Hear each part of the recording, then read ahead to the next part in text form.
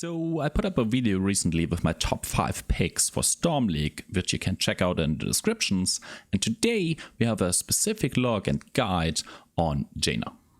Let's talk about the build first. And in my opinion, there's only really one major Jaina build with kind of 2 options in it where you have a choice depending on how the game goes. On level 1, we take Fingers of Frost. This is straight up the best of out of all of these 3. Increased chill duration is really not that useful, and increased frostbolt range is also pretty bad.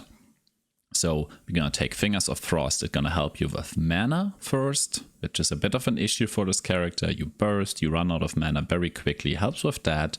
And also your Frostbite, which is your trait here, gets an additional 10% more damage, or increased damage in this case.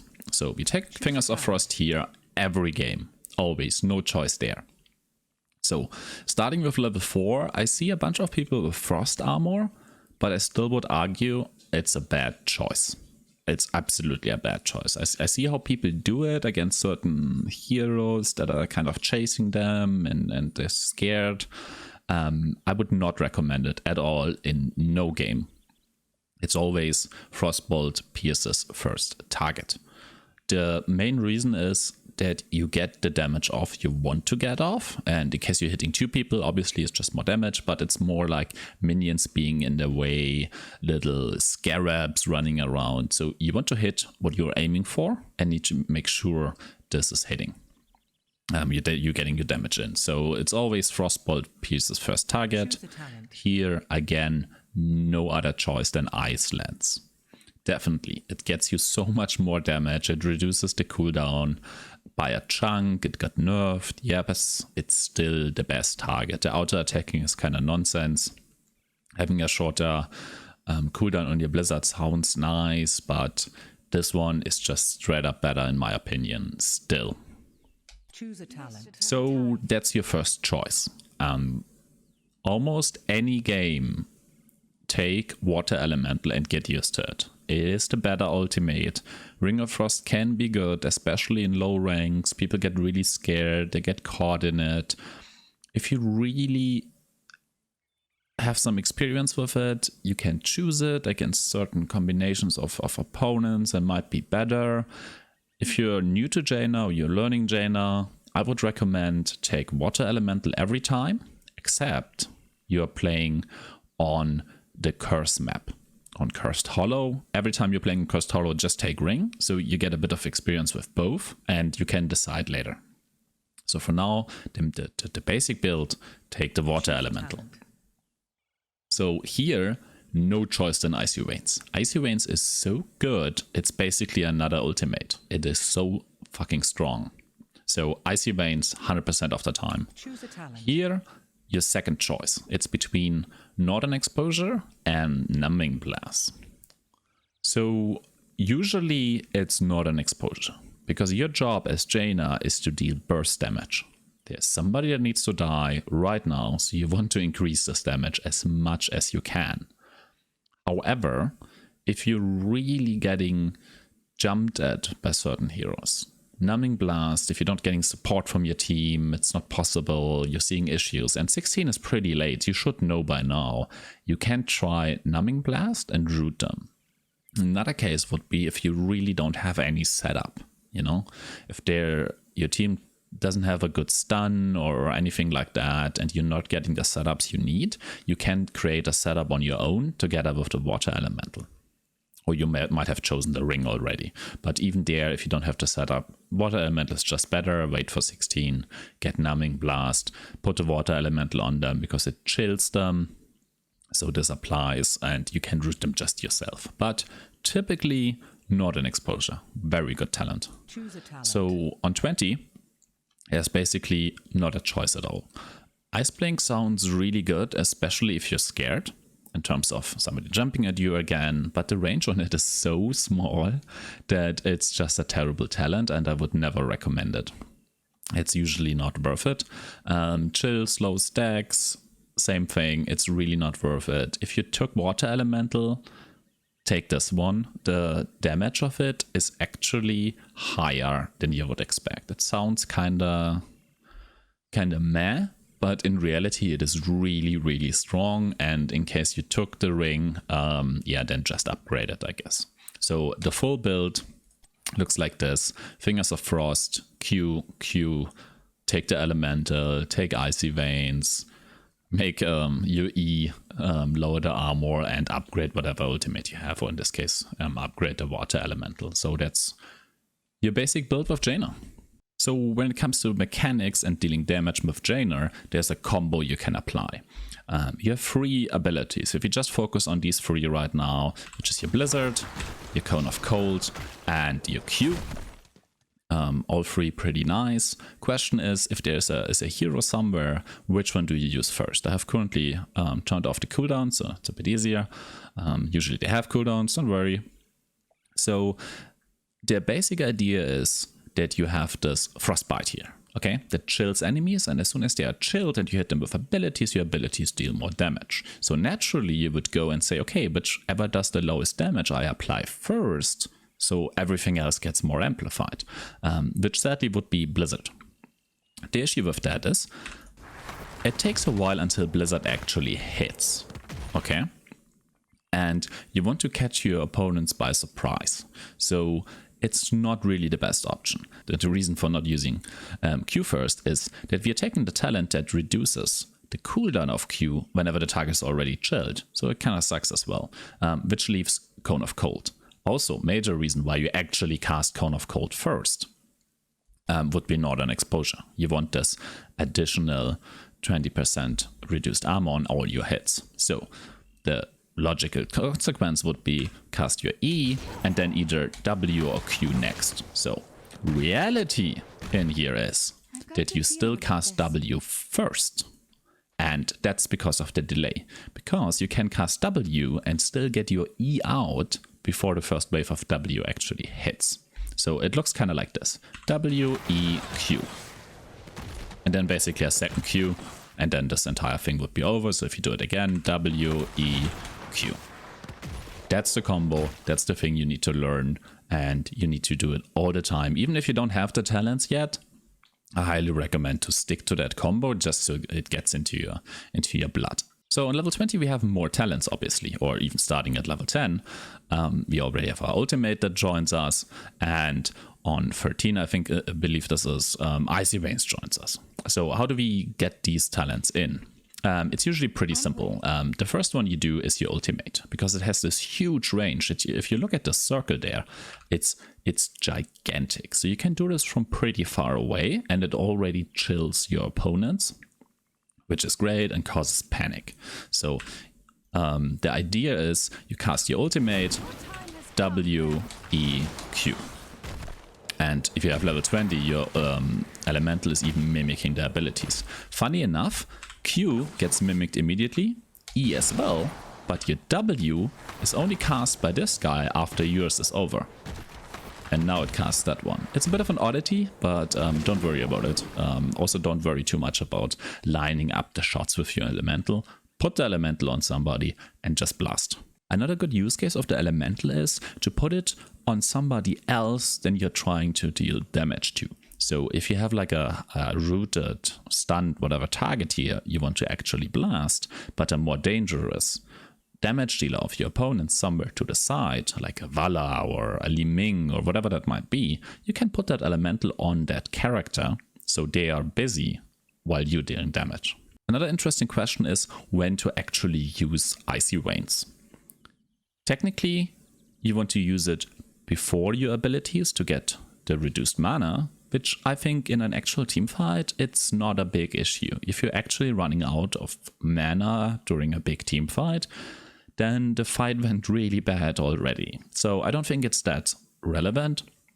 So it would be better to have the full advantage of 5-second ability recharge. My reasoning for using my ultimate first, then actually Icy Veins already, and then my free abilities is that I can press R, I can press 1, and then I can fully focus on using my abilities. Maybe I'm sacrificing a second of it actually being active, but it's totally worth it for me to not get hung up with when do I press what button. That's why I always do it that way. So a full combo would look something like this. Let's turn on the cooldowns again, and let's say this is our target here. We're kind of approaching. I'm gonna put my water elemental on it, press 1, W, E, Q, another Q, and we dealt like 6, 7, 8,000 damage to that poor guy, which is incredible. The DPS on that is so much. And if you look at, for example, at Jaina, squishy heroes don't have that much health points. A Jaina would be dead, long dead, at the beginning of the combo. In terms of damage, it's super high even if we leave out Icy Veins in our ultimate. If we focus just on the basic abilities we already have, looking at the damage, it's incredible. So, for example, if you have this guy here and we're gonna hit him just with a EQ combo, not even with the Blizzard, trying not to auto attack, we deal 1250 damage. That's a lot. That's like almost half the hit points of a squishy hero, just with that really quick combo. And to be fair, with that low cooldown, while he's running away, you can probably hit it again and you deal almost 2000 damage, which is so much. Jaina is so scary. And now if you use all 3 abilities, let's say we have kind of a route there and at least 2 Blizzard hits are affecting our opponent here. It looks more like W, E, Q, and then we have 2500 damage, 3000 if you would actually hit all 3. Another interesting part about our abilities is Ice Block. You actually gain Ice Block by the Space Lancast, which you always have. You don't need to skill into it. You need to deal 15,000 ability damage. So that's one of my major focus when I go into a game, is to get Ice Block. So I play a roaming Jaina, where I go from lane to lane and just try to hit people with my combo in order to complete this as soon as possible. So I get my Ice Block. Interesting about it is, in terms of cooldowns, if I hit a cooldown now, so my abilities are on cooldown, and go into Ice Block, they're actually still running. So you're recovering your cooldowns while being in Ice Block, which means in case you hit a target, let's toggle cooldowns real quick, toggle them back. Say if you hit this target here with your combo and then go into Ice Block, it looks a bit like this. You W, E, Q, Ice Block, hide in there, you come out of it, you already have your Q again. So you can protect yourself and almost the other things are up as well, and recover your cooldowns during that time and hit them with another Q in case the target was already chilled and you have the 2-second cooldown. Another thing to note is with your ultimate, in case you have casted it and things are happening, you can still control it with your R. That's like kind of the first thing, but also in case you somehow manage to die while your ultimate is still up, if you can quickly die now, you can still control your ultimate during that time. Let's try that again. One of the strong points of Jaina, in my opinion, is that she can do camps so well. I just reset her to level 4 and took the basic talents there without any quests completed, because that's kind of an area where you typically would take your first camp. You cannot do the big ones over here. These are not possible in level 2, at least not without a fountain. With a fountain, yeah, maybe, but you should not solo them. But these, obviously easy, and it's surprisingly quick. So all talents we have right now is Fingers of Frost, which is not helping us with this at all, because the quest is not going to be completed at level 4, and Frost Shards, which is the Pierce. So if you have a look at this camp now, let's say it's like 2-minute mark, 2:15, we want to do this camp, it's relatively quickly. Obviously we combo them, and we hit them with auto attacks, we switch in between, them again. Make sure you using your Q on cooldown, so you get the extra bonus of your Frostbite ability. And again, and again. I wouldn't recommend to use one more also called one more Blizzard, because it's kind of a waste. So you can easily do this as level 4, it doesn't take that long in case you actually have to solo it. For the big camp on the other side here, you actually need to be level 7 to do this efficiently without a fountain. So as a level 7, you can barely solo this camp. Ideally, I would highly recommend to get a fountain for that. We're gonna try now without, and we need to make sure that they're all standing in our Blizzard as much as possible, and we need to count them a bit around. Talents, Obviously, Fingers of Frost, uncompleted, Pierce, and our reduced cooldown. So let's try this one. Get kinda close so they stay in your blizzard. That's somewhat important. And burst them. You forced my hand. Kill the caster minion first so it doesn't do its thing. And then kite them in a circle. Use your stuff on cooldown. Get rid of them. Need to second Q is very important here. And kill it off. And then you have the camp. It is rather close, and depending how you kite them, they might actually kill you, so be careful. And a few levels later, it's obviously easier. But it is entirely possible if you really have to, or just make sure you take a fountain before that, because that one actually heals you even though you have full health. Just need to make sure you have a little bit of mana missing so you can take the fountain, but the health effect, as long as there's the mana effect still applied, will still heal you, and that is a big bonus. The last thing I wanted to show off is like early lane clearing, how you would do that. It's probably very straightforward. You have a choice to use the blizzard or not to use the blizzard. I typically, it depends a bit. If I really want to quickly kill it and I know I'm not gonna use my blizzard for the next 15 seconds, which in case of lane swapping, like purely, if you know there is nobody there, you just burst the lane, out attack the rest of the minions that might be surviving, and then go to another lane to gank. It's typically up, but it uses a lot of mana. So decide on your own. You can do both. I'm gonna show just the EQ one. I think it's nothing too special. If you have some minions coming here, typically when you arrive at a lane, they're not coming in front of you, but in case they are, you go this one, and then I go into the back. Make sure I had one backline minion and a frontline minion with my, the caster minion with my Q. And you can fire off one more and then you clear lane. Let's do basically the same, just with our blizzard, where I'm trying to hit the frontline minions with the front and the caster, and very less about the backline. So it would be this. And then hit these guys. Have my cooldown back, and there we go.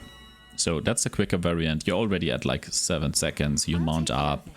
You're like walking to another lane. Let's assume there is one here, and you already have your cooldown back up. So it's no big deal. Just make sure you don't need it on the actual lane while you're there. So if somebody might be joining, you want to have it up. Also defensively, which is a thing I can show a bit here. Let's get rid of these minions here. If somebody like would be coming from the right here and kind of chasing you, you're on foot and you have trouble getting away, or they have a charge on you, you can always put a blizzard in the way, you know? And then they have to walk through it. Let's say the blizzard is still here. Let's reset the talents, cooldowns. If the blizzard is right here, they can either walk right through it, you know, like this, which hurts a lot and usually hits them twice, or they have to take a long way around it. In case they walk through it, you can still like shoot them, freeze them in case you're close to the towers. So it's very dangerous for them. The same if somebody like jumps at you and you know he can like taunt you, for example, or do any other shenanigans to you. You can just put it right on top of you. Maybe even get a bit to the side. So like an Illidan or whatever might be hitting you, they need to stand in your blizzard to get you with melee attacks. So to sum everything up, I wanted to go over the utility build, I would say, in case somebody really wants to try it and play it. I don't think it's good, but here you go. The full utility build, in my opinion, is Lingering Chill, not even Fingers of Frost anymore. It's not anymore about high burst damage. This is just about utility, in case you, for some reason, picked weirdly and you feel like that's what you need in your team right now. Increasing the chill duration is really annoying for opponents because it is still a 25% slow. So you would take that. Here, you would take Frost Armor, just making sure anybody hits you also gets chilled, probably. In this thing here, I would actually reduce the cooldown of your Cone of Cold, so you can use that even more often. Choose a talent. Here, it really depends then what utility you're looking for. It's probably then Ring of Frost again, or maybe to scare off somebody, just use the Water Elemental, doesn't really matter. Let's just take Ring here. And in this case, I still think it's Icy Veins. It's too good. Yes, you get a shield with that, but this is so much better, especially if you have already lowered cooldowns. I think Icy Veins, you just cannot get rid of Icy Veins. And then Numbing Blast, very clearly, it's a long route. It means a second, but it's quite long for such a low cooldown. And on the very late one, it's probably still upgrading the ultimate. You could also do this. So you have a 40% slow, which is not so much more. So I would probably upgrade the ultimate. And then, yeah, that would be like a full utility weirdness build in case you picked very odd and you really want that one. So that's it from me from Jaina. I hope this helps you out. It's my favorite hero since a long time, since the game came out. Basically, I have level 42 or something like that. So I hope I could give you some tips which you can actually use in your own games to win a bit more in Storm League. If you want to see gameplay, as I said, I play a roaming Jaina version. I have some of the videos on my channel. Just check them out. And also make sure to check out the 5 top picks for Storm League video, which this guide is a part of. Hope you enjoyed. Bye.